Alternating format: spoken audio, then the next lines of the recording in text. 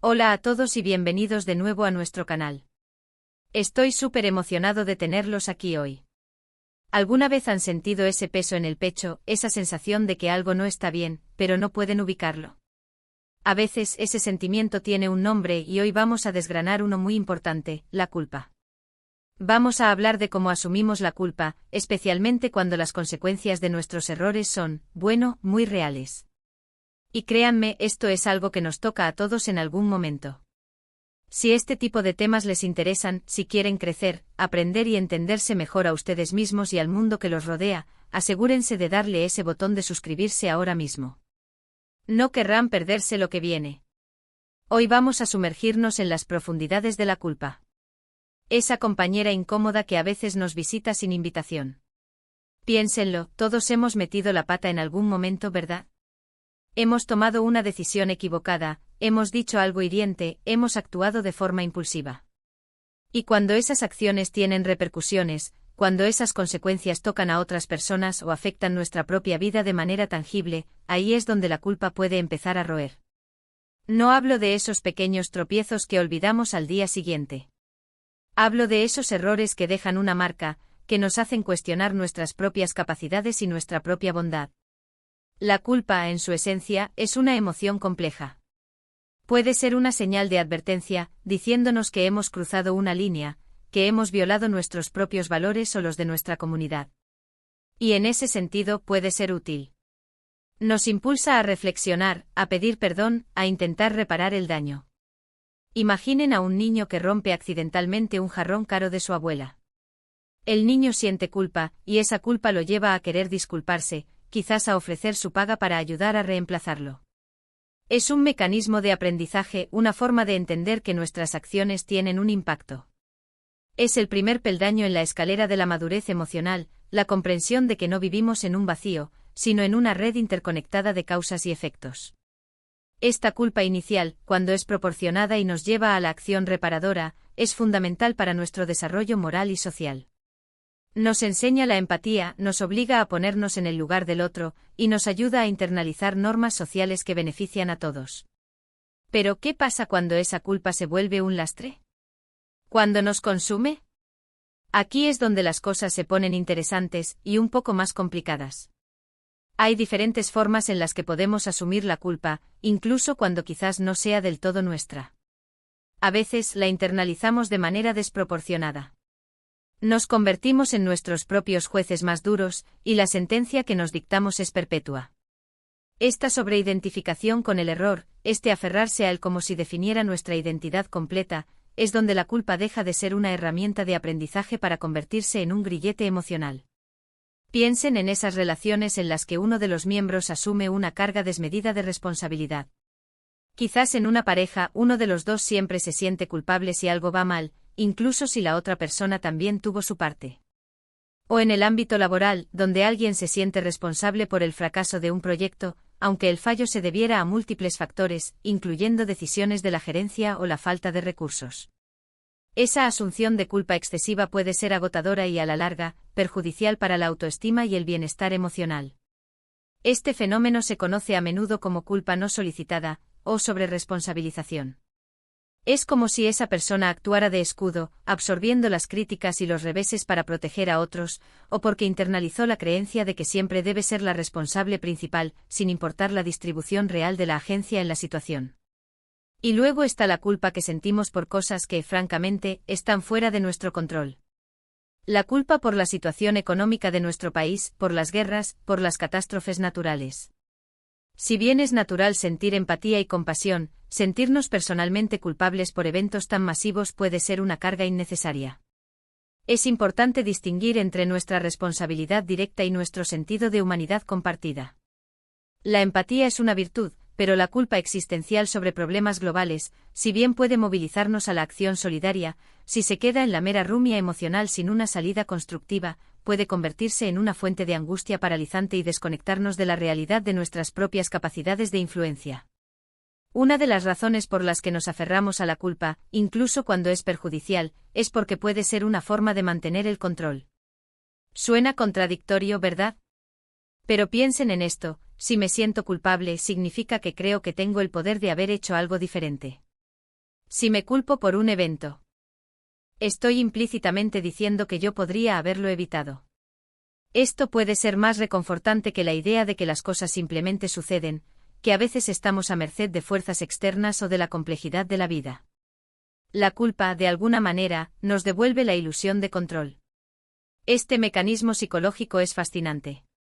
La alternativa a la culpa puede ser la impotencia, la sensación de que somos meros peones en un juego que no controlamos.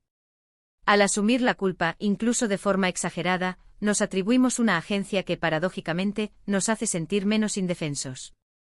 Es el consuelo amargo de ser el arquitecto de nuestra propia desgracia, en lugar de una víctima pasiva del destino. Otra faceta interesante es la culpa como forma de autopunición. Si nos sentimos mal con nosotros mismos, si creemos que no merecemos ser felices, la culpa puede ser una forma de reafirmar esa creencia. Es como decir, sí, soy un desastre y me merezco sentirme así. Esto es especialmente común en personas que han sufrido traumas o que tienen baja autoestima. En estos casos, la culpa no busca la reparación, sino la confirmación de una autoimagen negativa. Es un círculo vicioso donde el error justifica el sentimiento de indignidad, y el sentimiento de indignidad nos ancla en la culpa, impidiendo el perdón y el avance. Es una forma de autocastigo que, por muy dolorosa que sea, resulta familiar y hasta predecible para quienes habitan en ese espacio de autodesprecio. Ahora, ¿cómo manejamos estas consecuencias reales de nuestros errores? El primer paso, y quizás el más difícil, es la autoobservación. Reconocer que estamos sintiendo culpa, y tratar de entender de dónde viene. ¿Es una culpa justificada? ¿Es proporcionada a la acción? ¿O es una sombra que hemos dejado crecer demasiado? Este acto de autoobservación, de desdoblarse y mirarse a uno mismo con una objetividad incipiente, es la base de cualquier proceso de crecimiento personal. Implica una pausa consciente en el torbellino de emociones y pensamientos, un esfuerzo por catalogar y categorizar nuestras experiencias internas. La clave, creo yo, está en aprender a diferenciar entre responsabilidad y culpa. La responsabilidad es reconocer que nuestras acciones tuvieron un resultado. Es decir, sí, yo hice esto, y esto fue lo que pasó. La culpa, en cambio, es la emoción que acompaña esa responsabilidad, y a menudo va más allá. Podemos ser responsables de algo sin sentirnos perpetuamente culpables. Podemos asumir la responsabilidad de nuestras acciones, aprender de ellas, reparar el daño si es posible, y luego, gradualmente, soltar la carga emocional. Esta distinción es crucial. La responsabilidad es un acto de madurez y honestidad, la culpa, cuando es excesiva, se convierte en un ancla que nos impide zarpar hacia el futuro. Ser responsable nos empodera, ser culpable nos paraliza.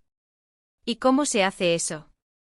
Pues no es magia, requiere trabajo. Primero, una autocompasión radical. Tenemos que empezar a tratarnos a nosotros mismos como trataríamos a un amigo que ha cometido un error similar. ¿Seríamos tan duros con ellos? Probablemente no. Les diríamos que todos nos equivocamos, que lo importante es aprender y seguir adelante. La autocompasión no es autocomplacencia, es reconocer nuestra humanidad, nuestra falibilidad inherente. Es tratarnos a nosotros mismos con la misma amabilidad, paciencia y comprensión que ofreceríamos a alguien que queremos. Es el bálsamo que necesitamos para sanar las heridas autoinfligidas por la autocrítica excesiva. Segundo, la reparación. Si hemos herido a alguien, si hemos causado un daño tangible, debemos hacer todo lo posible por enmendarlo. Pedir perdón de forma sincera, ofrecer ayuda, cambiar nuestro comportamiento. Cuando actuamos para reparar, la culpa puede empezar a disiparse, reemplazada por una sensación de alivio y de haber hecho lo correcto. La reparación es la acción concreta que valida nuestro deseo de enmendar. No se trata solo de decir, lo siento, sino de demostrarlo con hechos. Es en la acción reparadora donde la culpa encuentra su propósito más noble, no la autodestrucción, sino la restauración.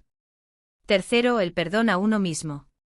Este es un proceso, no un evento único. Implica aceptar nuestras imperfecciones, reconocer que somos humanos y que los errores son parte del camino. Significa dejar de castigarnos mentalmente por cosas que ya pasaron y que no podemos cambiar. El perdón a uno mismo es la liberación final. Es desatar las cadenas de la autocrítica perpetua y darnos permiso para existir sin el peso constante de la condena interna. Es un acto de valentía, porque a menudo implica confrontar las narrativas negativas que hemos construido sobre nosotros mismos. Piensen en las historias que nos contamos a nosotros mismos. Si siempre nos repetimos la historia de fui un tonto, arruiné todo, y ahora estoy condenado por ello, entonces la culpa se perpetuará. Si en cambio podemos reescribir esa historia para que sea comed. Y un error, aprendí una lección valiosa, y ahora soy más sabio y más fuerte, entonces la culpa puede transformarse. Las narrativas que construimos sobre nuestras experiencias moldean nuestra realidad. Al cambiar la historia que nos contamos sobre nuestros errores, cambiamos nuestra relación con la culpa y abrimos la puerta a la posibilidad de un futuro diferente. Es la alquimia de la mente transformando el plomo del arrepentimiento en el oro del crecimiento. Y aquí viene la parte intrigante. A veces las consecuencias de nuestros errores son tan grandes, tan abrumadoras, que sentimos que no hay manera de escapar de ellas. Quizás hemos perdido un trabajo, una relación importante, o incluso hemos dañado la reputación de alguien. En esos momentos, la culpa puede sentirse como una prisión de la que no hay salida. Es en esos momentos cuando la introspección se vuelve crucial. ¿Qué aprendimos realmente de esa experiencia? ¿Cómo podemos aplicar esa lección para no repetir el mismo error? ¿Y cómo podemos, paso a paso, reconstruir lo que se ha dañado, o construir algo nuevo sobre las cenizas? Cuando las consecuencias son monumentales, el proceso de asimilar la culpa se convierte en un camino de peregrinaje personal. Requiere una profunda revisión de valores, una reevaluación de prioridades y, a menudo, la búsqueda de apoyo externo para navegar las aguas turbulentas. Es importante recordar que la culpa excesiva puede paralizarnos. Nos impide avanzar, nos roba la energía y la motivación para hacer cambios positivos. Si estamos tan consumidos por la culpa que no podemos actuar, entonces la culpa se ha vuelto contraproducente. Ha dejado de ser una herramienta de aprendizaje para convertirse en una fuente de autodestrucción. La parálisis por culpa es uno de los efectos más devastadores de esta emoción cuando se descontrola. Nos convierte en estatuas de arrepentimiento, incapaces de movimiento, de acción, de vida. La meta no es erradicar la culpa por completo, sino aprender a gestionarla para que sirva a nuestro crecimiento, no a nuestra aniquilación. En este viaje de asumir la culpa y sus consecuencias, también debemos considerar la influencia de nuestro entorno. ¿Vivimos en una cultura que fomenta la vergüenza y la culpa de forma punitiva, o una que promueve la responsabilidad y el crecimiento? ¿Tenemos personas a nuestro alrededor que nos juzgan implacablemente, o que nos apoyan en nuestro proceso de aprendizaje y sanación? El contexto social y cultural juega un papel inmenso en cómo experimentamos y procesamos la culpa. Una sociedad que castiga el error sin ofrecer caminos de redención puede generar una culpa crónica y destructiva. Por el contrario, una comunidad que valora el aprendizaje y la resiliencia puede transformar el error en una oportunidad de fortalecimiento mutuo. A veces las consecuencias de nuestros errores son tan graves que sentimos que hemos roto algo irreparable, ya sea en nosotros mismos, en nuestras relaciones o en el mundo. Es ahí donde la idea de realmente reales cobra toda su fuerza. No estamos hablando de una mala tarde, sino de un impacto duradero. Y en esos casos, la culpa puede ser el primer paso hacia una transformación profunda.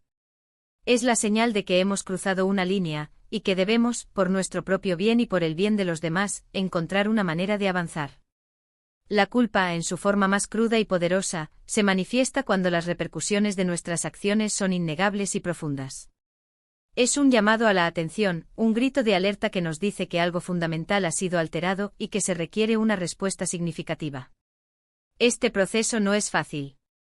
Requiere valentía para mirar nuestras propias acciones de frente, humildad para reconocer que nos equivocamos, y fortaleza para seguir adelante a pesar de los errores. Pero es un proceso liberador. Porque cuando logramos asumir la culpa de forma saludable, no como una condena eterna, sino como una lección aprendida, nos damos permiso para seguir viviendo, para seguir creciendo, e incluso para seguir cometiendo errores y aprendiendo de ellos. La liberación que se experimenta al dejar de cargar con la culpa innecesaria es comparable a la de quitarse una mochila pesada después de un largo viaje. Nos permite caminar más ligero, con mayor propósito y con una renovada apreciación por el camino que aún nos queda por recorrer. En resumen, la culpa es una emoción poderosa que surge cuando nuestras acciones tienen consecuencias tangibles. Si bien puede ser una señal de advertencia útil, cuando se vuelve desproporcionada o paralizante, debemos aprender a manejarla. Esto implica reconocer la culpa, practicar la autocompasión, buscar la reparación cuando sea posible y finalmente perdonarnos a nosotros mismos. Recordar que ser responsable no significa ser eternamente culpable, y que las consecuencias, aunque reales, pueden ser un catalizador para un crecimiento personal significativo. Hemos desgranado las diversas facetas de la culpa, desde su utilidad como señal de advertencia hasta su potencial destructivo como carga perpetua. Hemos explorado por qué nos aferramos a ella y cómo podemos liberarnos de su abrazo asfixiante. El viaje hacia una relación saludable con la culpa es un camino de autoconocimiento, valentía y sobre todo, de autocompasión. Muchísimas gracias por acompañarme en esta reflexión tan profunda hoy. Espero que les haya dado algunas ideas para pensar, y quizás algunas herramientas para manejar esa compleja emoción que es la culpa. Me encantaría saber sus experiencias. ¿Cómo han lidiado ustedes con la culpa y las consecuencias de sus errores? ¿Qué estrategias les han funcionado? Déjenme sus comentarios abajo, me encanta leerlos y aprender de ustedes. Compartir nuestras experiencias es una forma poderosa de conectar y de darnos cuenta de que no estamos solos en nuestras luchas. Y si este vídeo resonó con ustedes, por favor, denle ese poderoso me gusta, compártanlo con alguien que creen que podría beneficiarse, y si aún no lo han hecho, suscríbanse al canal. Nos vemos en el próximo vídeo. Cuídense mucho.